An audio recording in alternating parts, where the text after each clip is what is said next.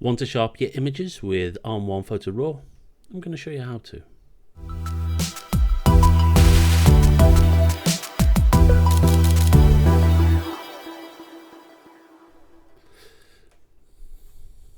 Hi, Darren here from Emotive training, and I thought I'd show you the sharpening features on On1 Photo Raw.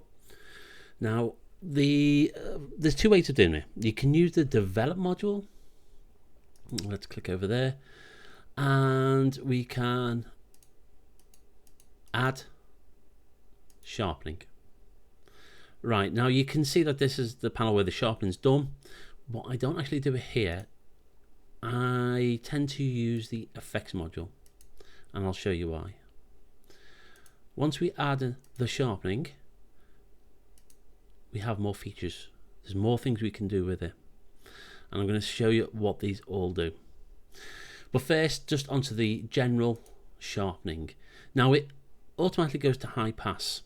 Now this is its strongest setting. It's quite harsh sharpening, and I certainly wouldn't use this on the likes of portraits and stuff like that. It's really, if your picture's really out of focus, this will help you. The other two we have is progressive and unsharp mask. Now I'll show you all three. Before we go there, on the top here we have some pre-settings. So the settings are just laid out for you: fixed focus, screen, print, and you can see it changing as we click through them. But start with high pass. Now we have halo and amount. Now if I whack this right up, if you look around the flowers here, you can actually see it darkening as we move the halo up. It's increasing the amount from the point of the colour changing, how much it's going to sharpen it and how far out it's going to do. The amount is actually the amount of sharpening. So if we bang it right up, you can see that it sharpens it, and the halo, it's bigger and bigger and bigger and bigger. Now there's a way to illustrate this a little bit more, and what I'm going to do is we have blending options. If I turn this to difference and then I pull back on the halo, you can see it getting smaller and smaller right up to the flowers, and it's gone. Now the amount is the amount of sharpening overall. As you see, the whole image is changing. The halo just changes more around the actual sharpening point. Now we also have protect buttons down here. Now this will protect the area of the photograph. So let's say the darker areas, we don't want those sharpening. So the shadows, you can see the darker areas are being protected. And same with the highlights. Now you'll see the highlights actually being protected. So it's a nice feature, and it's something you will use. Now there's a skin as well, and I'll show you that when we actually have a picture of a bride later on. So let's just turn this back to normal. So the progressive, now this is probably the one that you'll use the most. This is in between, kind of between the two. It's not as harsh as high pass.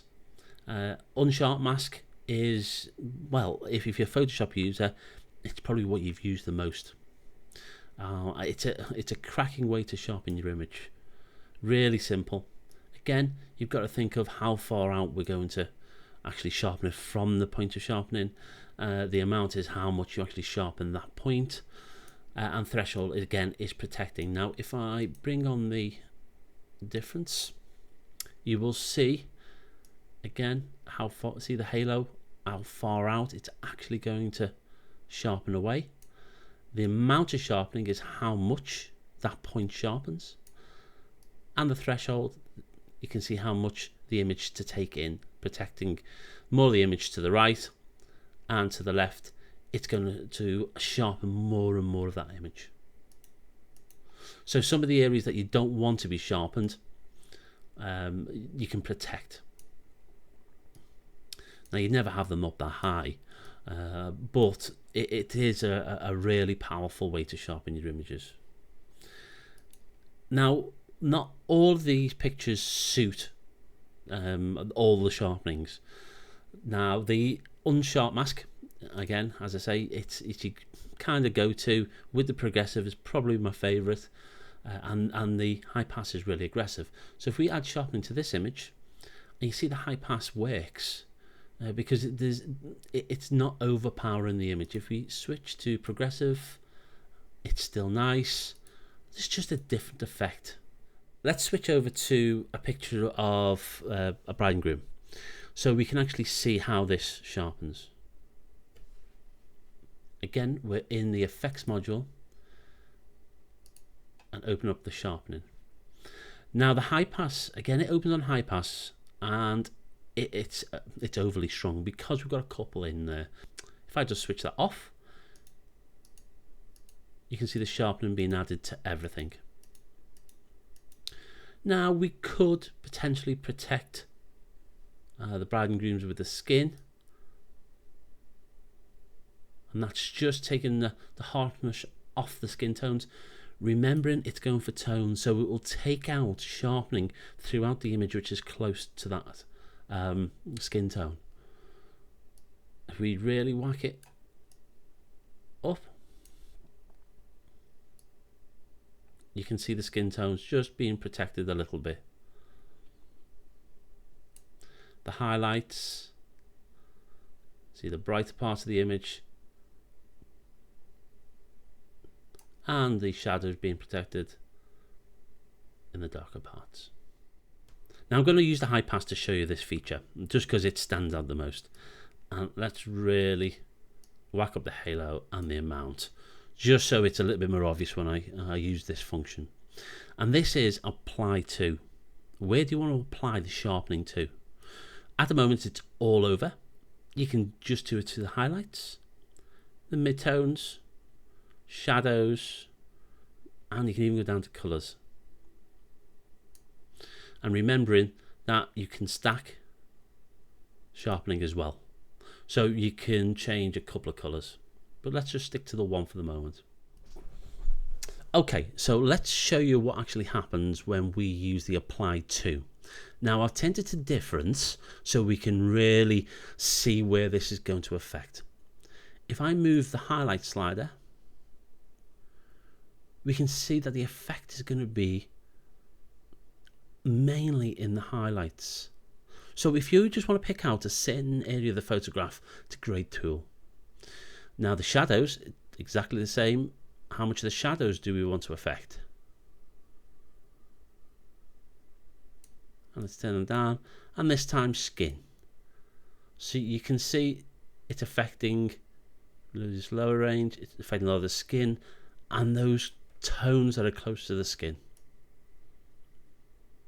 So this is showing you which area of the photograph it's sharpening. So let's turn this back to normal and take the skin off and leave it setting on high. There's another way of protecting areas of the photograph, and that, because you're in the effects module, you can add a layer mask. So it's on minus. You want to add back to the layer mask, remember, just hit the Alt button and you'll see that the brush turns to plus and you can add back to it. But at the moment we just want to protect these guys, and I just very quickly can remove these guys via the layer mask out of the sharpening.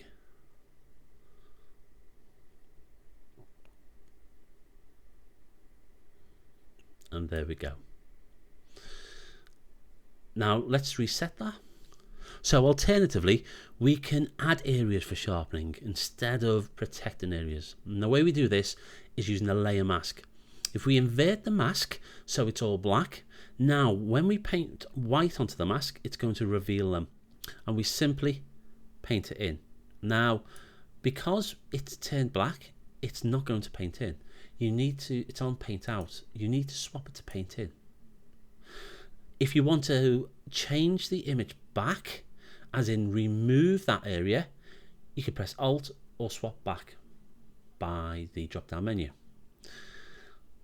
So I simply want to paint the dress in, and of course guys, you take a lot longer than I am doing this.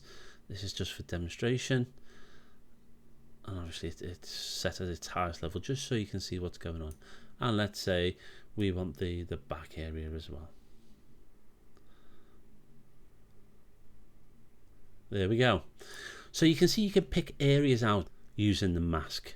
It's a great tool.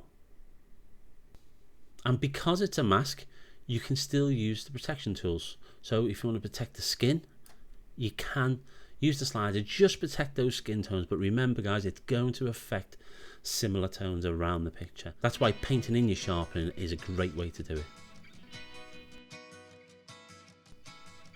Thanks for watching. If you liked the video, please like, comment and subscribe.